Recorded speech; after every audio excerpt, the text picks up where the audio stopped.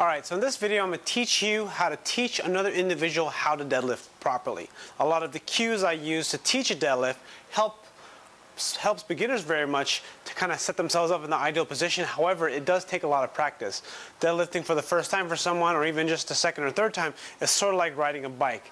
If you've ever ridden a motorcycle for the first time, or you've ever actually driven a car for the first time, remember that experience. There's so many things happening at once, and it's very easy to forget one thing, and it's very easy to just kind of lose track of what you're doing. And then sometimes you have so much information in your head that you end up kind of losing concentration. So it's important that when you actually train someone, you teach someone, you always want to remember that you want to give them the smallest amount of cues possible, the least amount of information for them to perform the movement. This is ideal for beginners, not for advanced. So let's get started. So remember that this is actually designed to teach a conventional deadlift. So you want to position yourself so your shins are about 1 to 2 inches away from the bar. Essentially what you want is your position so that when you reach down for the bar to grab, before the pull, that your shins make contact with the bar. You want to make sure that your torso is prioritized. That is the most important part of the lift. You want to make sure that your lower back, abdominals are in neutral position the entire time. You want to make sure you're braced here tight right before you pull. So the way you're going to set yourself up when you reach down for the bar is that you reach down, shins make contact with the bar, or start to make contact as you grab the bar at the same time. Your spine is in neutral.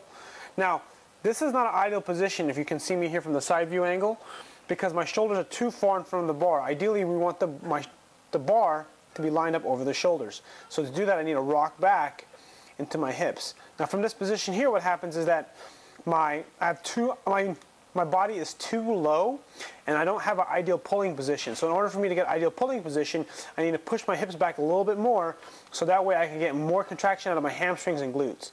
Then from here is where I'm going to pull. My shoulders are above my hips, and I push through the hips and finish the lift, just like that. That's what's really important, is that you remember that you're not just pulling the bar up, you're also pulling it back. So that's kind of why you'll see me position myself to come down to the bar and then rock myself back. And the reason why I do that is so that I can position my weight in my heels and into my hips, so that when I pull through the bar, I'm really trying to shift my weight back and get my shoulders all the way behind the bar.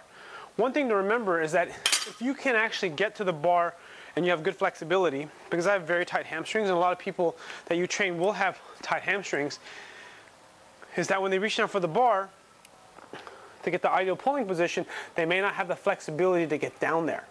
So they have to either round their lower back a little bit to get there, or make a significant amount of rounding just to get to the bar. So one way to fix that is that with your back in neutral spine, you squat down, make contact with the bar with your shins, you grab the bar, and then from here you can tighten back. This is sort of the ideal position to pull from, and then pull up. Now, one thing to remember, what's really, really important, is that everything I'm teaching you is a way to scale the movement, meaning that this is how you want to build from the beginning. You always want to prioritize your lower back, abdomen, torso, spinal prioritization. That way, when you start lifting heavy weights and you start to lose organization, you can feel that. And for some people, that takes some time. There are other methods I'm going to show in this video series about how to teach the deadlift that are a little bit faster and easier to teach certain people, because as you teach someone with very tight hamstrings and tight hips how to get down to reach for the bar, one of the most hardest things to do is to get them to make an arch in their lower back and position themselves in such a way so that when they reach down for the bar, they don't round their lower back. They're having trouble with independent control, and that takes a little bit of time. So again, just to review, shins about 1 to 2 inches from the bar, brace your abdominals, organize spine, squat down to reach the bar, make contact with the bar with your shins, shift your body weight into your heels, and then from shifting your weight into the heels, rock your body weight back and drive and push through the heels. And that's how you do a conventional deadlift. This is how you teach a conventional deadlift.